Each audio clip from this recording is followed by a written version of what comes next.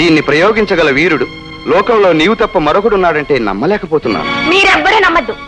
మా బావ గొప్పతనం చచ్చిపడిన మీ కుక్కని అడగండి, అదే చెప్తుంది. నువ్వా? అవును, నేనే. గురుకులంలో అడుగు పెట్టకుండా మనం తరివి కొట్టిన కులం తక్కువ వాడేమిటి, విలువిద్యలో ఇంత గొప్పవాడు కావడం ఏమిటి అని ఆశ్చర్యపోతున్నావా? ఎంత కండ కావరం! ఈ కండలు మీ దయతో పెరిగినవి కావు. మరొకసారి సాధు జంతువుల మీదకు జాగిలాలను ఉసుగొలిపారో సావబోయేది జాగిలాలు కావు. హద్దు మీరు ప్రవర్తించకు. వేట మా జన్మ హక్కు. జన్మ హక్కు.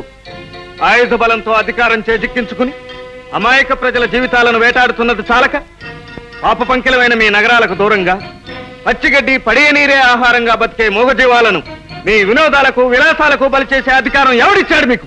మేము సార్వభౌములం. నమ్మెదిరించే అధికారం నీకెవడిచ్చాడు?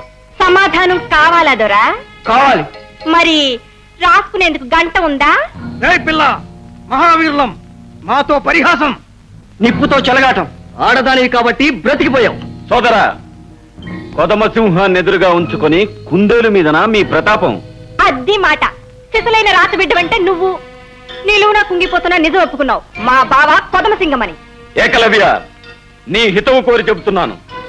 నిష్కారణంగా మా జాగిలమును చంపినందుకు అపరాధ సుంకంగా 100 లేళ్లను ప్రాణాలతో పట్టి మాకు అప్పగించి నీ ప్రాణాలు కాపాడుకో. బావా, ఎవరు చాలా దూరం వచ్చింది. ఇక నానేయడం మంచిది కాదు, ఉతికి ఆరేయడమే. ఆ పని బాణాలతో చేస్తావో బండ్రాలతో చేస్తావో నీ ఇష్టం. వీళ్ళు తమకు మాత్రమే సొంతమని విర్రవీగే ఈ అహంకారులకు వెంటితోనే బుద్ధి చెప్తాను. అంటే యుద్ధం ప్రకటిస్తున్నావా? నీ ఇష్టం వచ్చిన అర్థం తీసుకో.